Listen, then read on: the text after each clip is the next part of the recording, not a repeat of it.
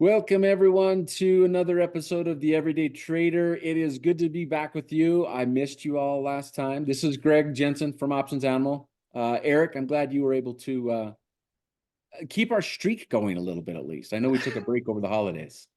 Yeah, we had a lot of things going on. A lot of people were busy. A lot of end of the year stuff to wrap up, and of course, Options Animal does a really big end of the year show where we talk about our forecasts, our prognostications for how we did last year, and then prognostications going forward. And I put a lot of effort into that. So that if you were an Options Animal member, make sure you go watch that summary because we do our stocks to watch and we make our forecasts on where we think the market's going to go. Forecasts are, I think it was Douglas Adams who said that predictions are a mug's game, that you can't, but it does make sense to go through the thought process. I don't put a lot of data into, somebody's prognostication of, so my forecast is that the S&P 500 will be at 5,420.69. That's my prediction, with little humor in there, sort of Elon Musk humor, but that is my forecast, but it's based on some rational expectation, and that has to do with looking at historical markets based on Fed rate cycles and when they stop, and then just looking at what we have for a typical return, and then just running those numbers forward from where I think the Fed is going to will be officially what was officially the last rate hike. Anyways, that's how I came up with that number. I think it's the thought process that matters so much, not just the number, but that's what you want to talk about. We do a lot of thought and thinking. What was your forecast for next year? It was 4,420.69. Just exactly 1,000 points lower than yours. So you tend to go on the bearish side. So that is that like the what is the what's that game that people played, Jeopardy, where you want to just you want to try the price you bid, you don't want to lose all your money, right? So no, my forecast was actually, I picked the low that we were at when we started this rally in October, which was like 4,100 on the S&P. And my only rationale for that was that my feeling is the rally from October through the end of the year was built on the premise that the Fed was going to start cutting rates this year, and I don't believe they will. I think all of that rally we had from October through December is built on a false premise that I think the market will eventually realize is not going to happen. In fact, we're already starting to see some of that happening in some of the forecasts for when the Fed is going to first start cutting rates right now. I retweeted something. I want to say it was Barclays today, was one of those organizations that was predicting a March rate cut. They've now moved that back to June as of today, when they think the Fed is going to first start cutting rates. And I don't think we're done seeing companies coming out and saying, oh, well, maybe the Fed isn't going to cut rates as fast as they are because the economy's doing just fine, the consumer's doing just fine, and the market's blowing up to the upside. And guess what? Inflation's not dead. It's still sticky. And so because of that, I don't think I love what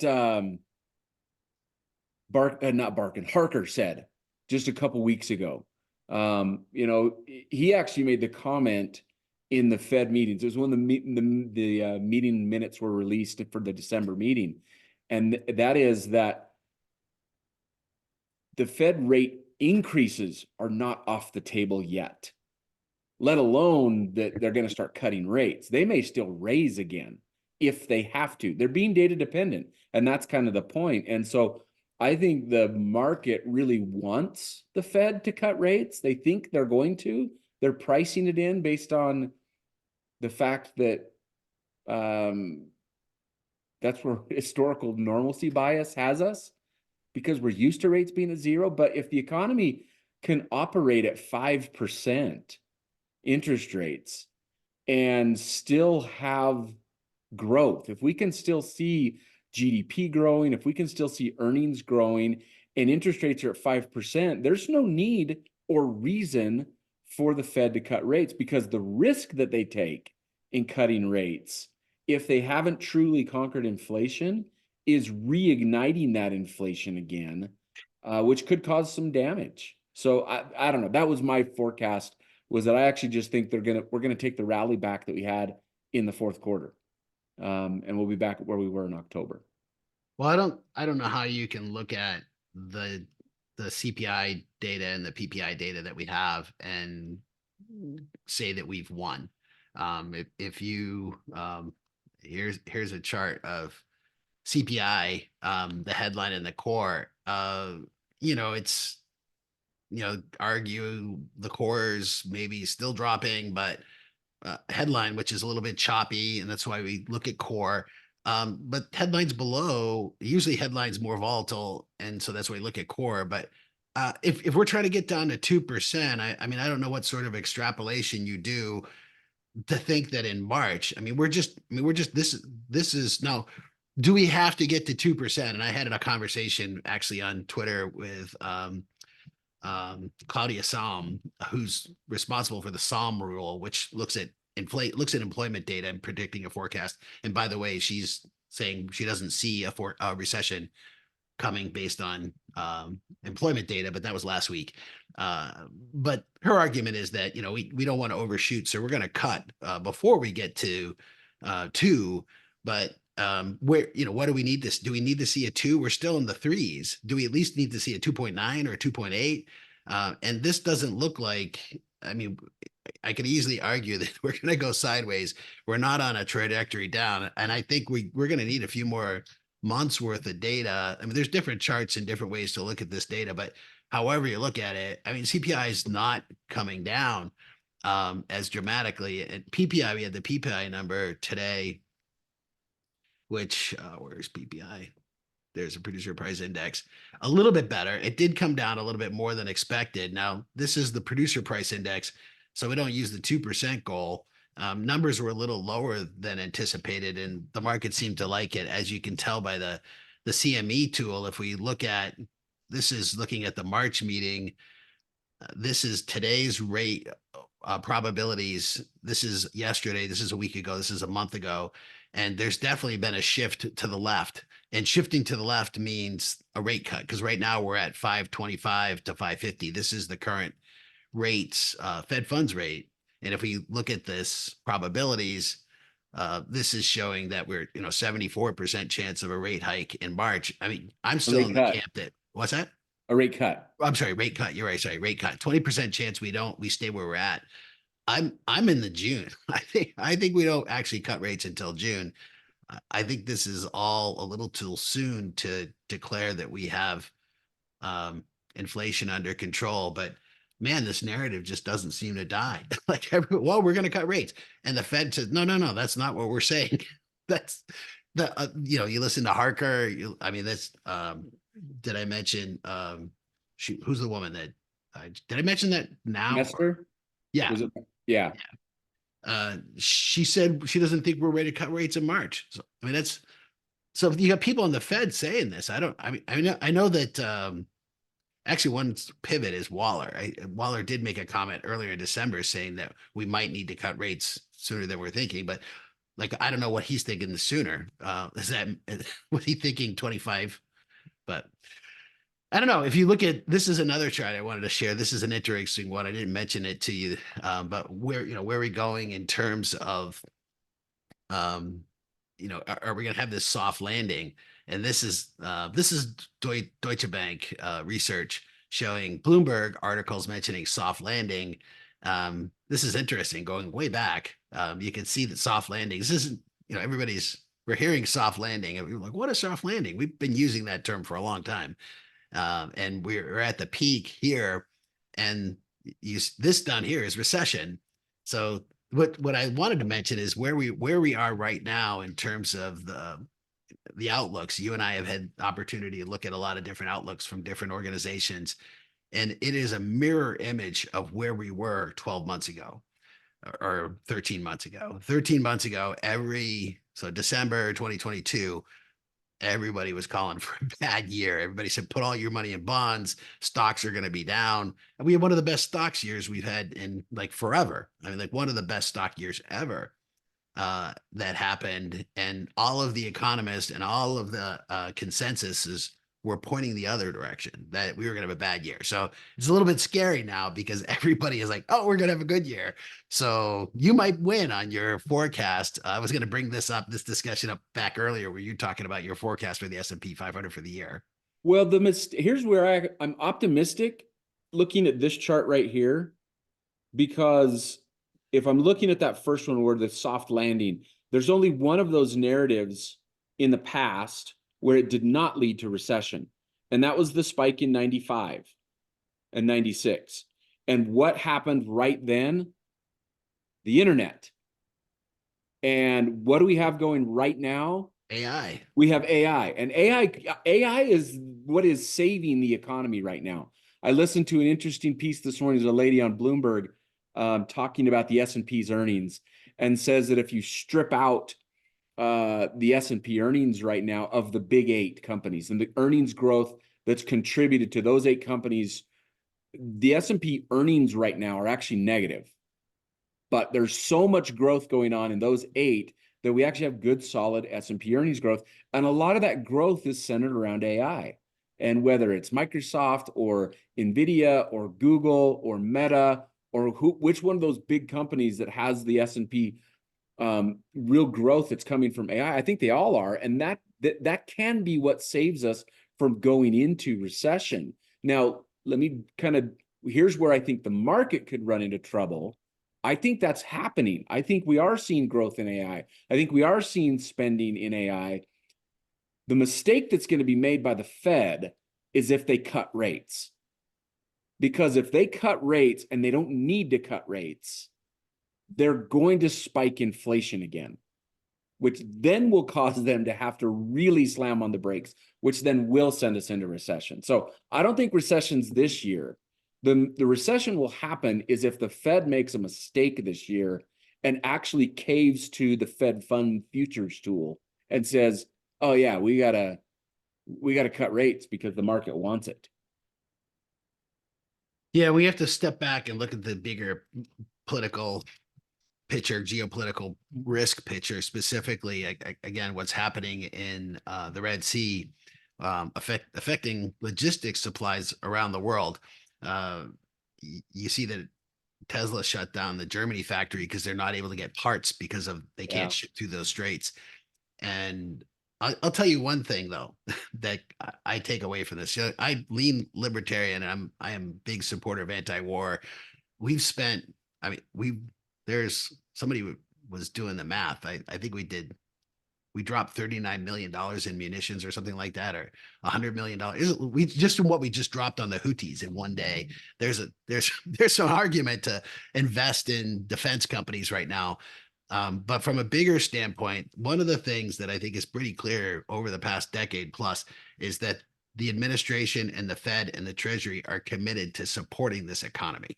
I mean, what's happening over there is all about the economy, because if we start seeing the supply chain sensitivities, and this is something that's shifted dramatically. One of the things that maybe Biden does, I don't know, Biden doesn't get credit for this, or maybe it doesn't resonate with people, but he has actually had a very solid trade policy. And under Sullivan, they made a concerted effort to make supply chains more stable by, you hear this term friendshoring, and bringing manufacturing back to the United States and Canada, Mexico, or even Europe, where we have more friends, and relying less on places that we could be subjective to these sort of upsets.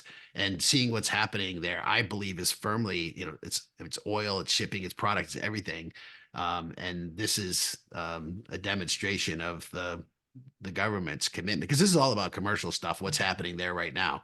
And we're spending a lot of money, and we've got military launching all kinds of missiles and things to make sure that those shipping channels stay open. That's from a confidence in the market standpoint, because one of the things that definitely could cause inflation is oil spiking. We have seen oil jump up pretty significantly here just in the past couple of days, and I expect that it'll probably come back down. It's probably just emotional. But I have this theory, Greg, and I don't know if I'm right or wrong, But I have this theory that what caused inflation, it isn't what cures it. So I really think the reason we have inflation is it was really in large part because, well, we had all this stimulus, all this money, and everybody extra money in their pocket, but we also had huge fuel prices and transportation costs. And this is sort of my theory of how it played out. And I'm not an economist, right? But I do look at a lot of economics, and I'm pretty good at forecasting. I'm not an economist, but I play one on YouTube. But I play one on YouTube, and I have certificates to tell me that I'm actually good at forecasting excellence. So I have a few of those every year. I get one. Well, for the past 4 years, I've received one from Chicago Federal Reserve, because I do well in forecasting economics. But so oil prices basically went up. That makes all of transportation go up. Vehicle prices went up as well at the same time. There's supply chain issues that happen, and it makes all products more expensive. You start shipping things. If transportation costs, fuel costs, vehicle costs are higher, it costs more money to get products from A to B, it makes products more expensive. Now we have to pay people more money because they have to spend more money on groceries. It's just the fact of life. And of course, we put all kinds of money into the system, stimmies and all that other money. And so then wages go up. Now, oil pricing going down doesn't solve the problem. That could have been what lit the fire, but getting rid of oil prices doesn't make inflation go down, because now it's moved beyond, it's into food, but now it's into wages. And then people start looking and say, hey, listen, I'm making extra money. I think I'll buy a new house, or I'll get a new apartment. And so we start seeing housing prices go up, cost of living prices go up, and it just stays sticky. And so And so that's then the the one things that's that caused really hard. inflation aren't how you cure inflation, like Right. lowering the price of oil. Okay, so what? That we've already kicked off inflation. It's already moved into other categories. And so the solution for those is different than lowering oil prices. Yeah, and housing is the one that's really hard to get to come down, because nobody wants their house to go down in value. No landlord wants to say, "Oh, I was charging, $1,500 a month rent last month. Let me drop it back down to 1,300 because my costs have gone down a little bit." Housing is one of those ones that's really, really sticky. And it's the one, if you looked at the CPI report, that actually is the drag. Now, how do you get those reports how do you get that part to come down? Well, now you're back to economics, your supply and demand. You have to have an overabundance of supply. You have to have too much housing. You have to have landlords who have their places empty, and they're willing to say, hey, I'll cut the rent if you'll come and live here. I'll pay your first and last month's deposit type of things. That's when you can see housing come down, but that's going to be a slow process. It's not going to solve itself in just a couple of quarters. I'm thinking you got a couple of years before you really see, and you probably do have to have a recession to cause housing prices to come down. You have to have higher unemployment to have housing prices come down. And that's what I just don't see. I don't see that happening right now in the economy, because the consumer's still healthy. The consumer is employed. They've still got money to spend. I know their balance sheets aren't as robust as they were right on the back end of COVID, when everybody had the stimmy checks in their bank accounts, but they're still employed and they're still making money. So I don't see inflation disappearing and going back down to 2% all of a sudden. I And agree. because of that, I don't see the Fed cutting. Yeah. Well, we'll see. I'm going to eat a shoe if they cut in March. So We have to I, film it here on I, YouTube, right? yeah, we'll figure something out. Yeah. Maybe some sriracha to help There you go. spice it up. I don't know.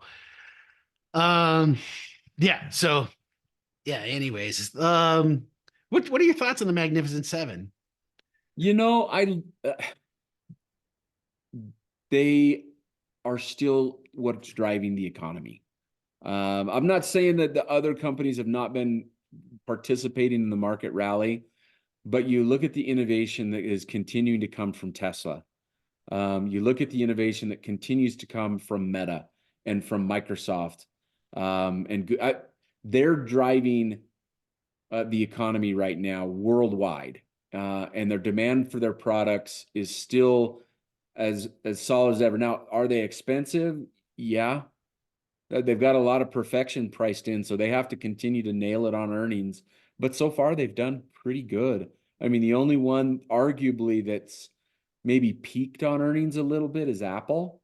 And there's some pushback of, are they innovating right now? Are they coming up with a new one?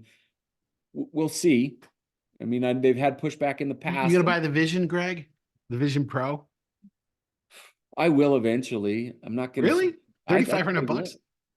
will. I say eventually when the price comes down. You could buy 10 of the Meta Quests. Yeah. And I've used my kids have the Oculus, the MetaQuest thing, and it's fun. I've put it on a few times. Yeah. But And I don't understand the value proposition. We'll have to see. Apple, by the way, this is the product that Steve Jobs said, I figured it out. Did you know that? no. Yeah. So in the in Walter Isaacson's book about Jobs, Right. um he wrapped it up and he told Isaacson, I've figured out TV. And this is it. This is the product. This is this fully immersive, totally integrated, all in one, you know, this was his idea, pulling it together. I was not as creative as he was. I was thinking they were going to come up with a TV, which Yeah. we haven't seen an Apple TV, but this is the product.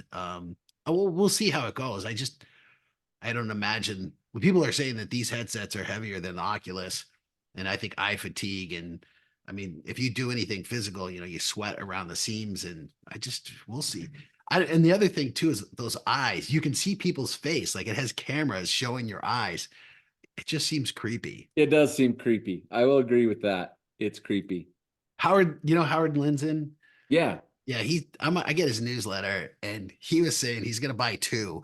He's gonna buy one to use, and he's gonna buy one just to put in a box and save as an investment, which I think is a good idea. Yeah. But the one that he's going to use, because actually February 2nd, you can go to your local store and get and trial it. So February 2nd, you'll be able to go into a store, sign up. You can sign up on February 2nd. And that's when they start doing them. First come, first serve. If you want, and I'll probably go check one out. He did this thing. Larry David, do you ever watch Curb Yeah. Your Enthusiasm? Yeah. Curb Your Enthusiasm. So there's a scene where Larry David doesn't want to meet with somebody. There's like some guy who annoys the heck out of him. And somebody made a comment on Trump supporters, and he's like, oh, wait. So Larry David gets a MAGA hat and wears it at dinner. And this guy shows up and sees Larry David, and he's like, okay, I gotta go, Larry. Everybody's giving Larry a scary look because he's wearing a MAGA hat. Howard's point is that he'll wear this out in public so nobody will talk to him. People will leave him alone. It's be the equivalent of, he said it's the equivalent of wearing a MAGA hat in public. I'm like, what? And then I saw then he showed that video. I was like, oh, I get it now. What's that book that they turned it into a movie where they wear the virtual reality? Oasis. No, not Oasis. Well, that's the name of it. Oasis is the name of the Oh, place. that's the name of the Oasis. Yeah. The name Ready of the Player book, One. Ready Player One. Yeah. Every time I put on my kids' Oculus or the MetaQuest things, I loved the book. It was a fun book. And maybe it's because It was I grew up a great book. You and I loved grew it. up in By the the way, 80s. yeah, especially if you're a fan of the 80s, the pop culture references are fantastic. Yeah.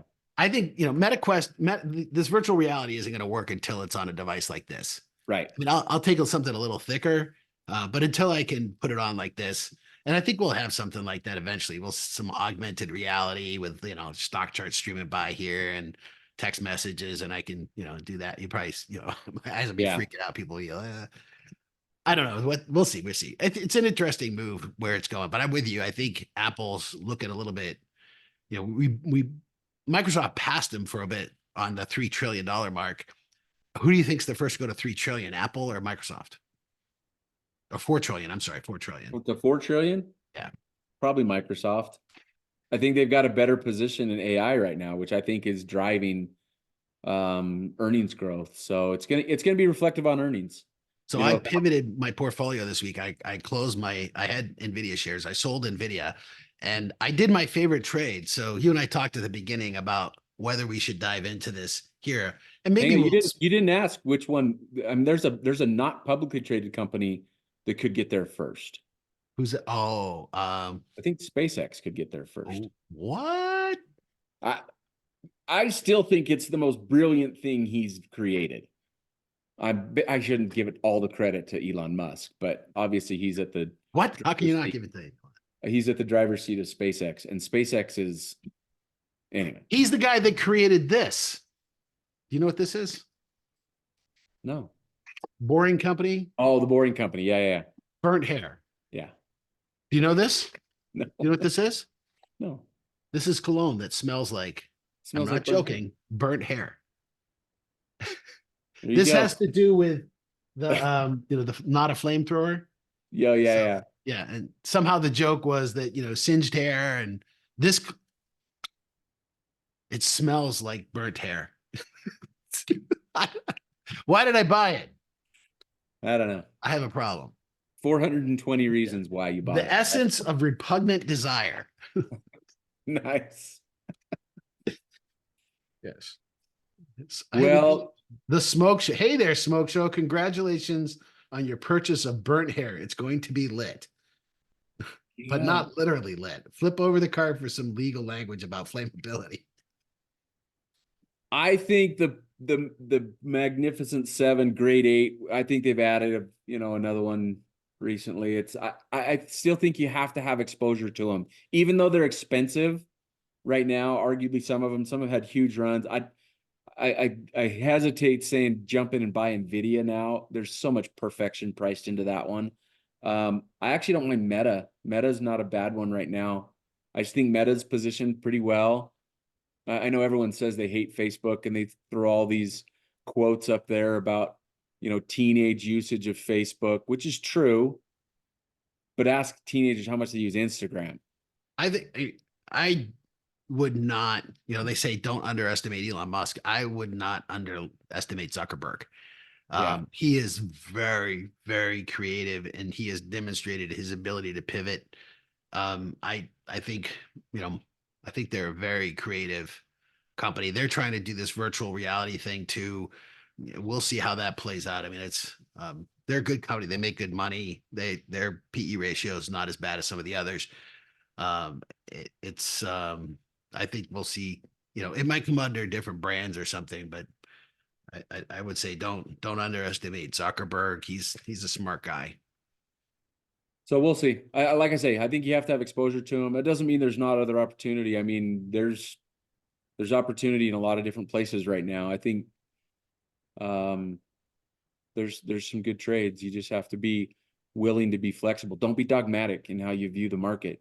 Don't read someone's research report. Don't read my research report or Eric's research report and say, oh, well, Eric said it's going to do this, I got to go do that. Be flexible in your approach to the market, because I might be wrong. The Fed might cut rates in March, and we'll see. Well, back to the cutting rates. If the Fed cuts rates and the market, and we're not in a recession, the market usually does very, very well Yeah. after the first cut, unless we have a recession. So if we look back, there's 11 times the Fed's cut rates, and there's 3 of those times have been because of a recession, and the market absolutely tanks. So my forecast for the year really is we're going to finish the year higher, but I expect it to be choppy. January, we started off, there's the first 5 days of January in the January barometer. This is something they talk about in the Stock Traders Almanac by Hirsch. That's the 23 version. I have the 24 version, just not within hand's reach here. And there's like an 83% correlation to how the first week of January goes, how January ends up. And then there's like an 80% or 85% correlation. However January goes, so goes the rest of the year. So we started the first 4 days in January, we're pretty aggressively negative, but then we did get that update that eclipsed everything. So we have first 5 days in January up. So, and we've been kind of choppy since. I think, I'm bullish for the year, but I expect January to be higher, but I do expect more uncertainty in February and April, especially as the election narrative. We're 3 days away from the Iowa caucus. And, the election narrative, I think, will be interesting to see how it plays out in the market. My belief is that it doesn't matter as long as it comes down to Trump and Biden. the market will be fine either way. Did you see we had a libertarian throw his hat in the ring this week? No, who? Rand Paul. Oh, did he? He did. He basically said, I'm sick of listening to all this garbage. I'm going to actually throw my hat in the ring. And, For real? I could actually vote for Trump if, I can't believe I just said that. I could vote for Trump if he has Rand Paul as his VP. Yeah. Rand Paul kicked off Never Nikki today. Oh, did he really? Yeah, nevernikki.com. Because she is anti-libertarian. She's Yeah.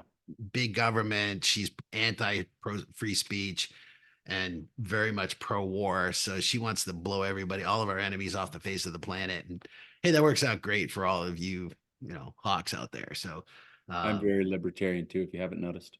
You and me. I've noticed. I need to get that card you have, though. I don't have one of those. All right. RK Jr. is interesting to me. He's got some, I think this will be some interesting discussions. We'll see what happens. Who's going to be Biden's running mate could make difference. So nothing's decided, but we'll see. It's going to be elections are going to be a big deal, and that could be a potential catalyst. I think there's room for uncertainty, the unknown. It looks like the government isn't going to shut down too, by the way. It looks like we're making progress on that. Certainly you've seen it in the volatility. Looking at the VIX futures, the VIX were elevated, and now it looks like the VIX futures have come down. So we might have kicked the can down the road, and there's rumors of a continuing resolution for a year, just to try to get some money going. But there's several milestones when we could shut down, but it looks like there's going to be progress made over the next week. At least that's the way things seem to be heading. So that's one less thing off the table. That's, could be a potential negative catalyst for the market. Well, it's been good to talk to you again. Let's do another one next week. Let's talk about you and I talked about a trade, and we'll preview this one and maybe set up let's meet early next week and do another one of these where we talk about your favorite trade. You are the one who coined it, what you call it, but I've actually really adopted that trade the last couple of years too, and it's one of my favorite trades. So you make money, you make money, right? Yeah, it's the easiest way to make money. It's the easiest trade out there. Money. But then maybe you have to do some stuff. So yeah, if this doesn't work, then you do that and you make money. So either you make money or you do something and then you make money. Right. Yeah. You make money. And then might have to do something else. But most of the time, yeah, for me, the analogy is being a casino or an insurance company. You put the odds on your side, and that seems to work pretty well. So it works pretty well for me anyways. I like it. Let's do it next week. We'll put together a trade one. We'll talk about trade. Thanks, everybody. Appreciate your ideas, your feedback. Like and subscribe if you haven't already for more awesome content from the two of us. Thanks, everybody. See you later.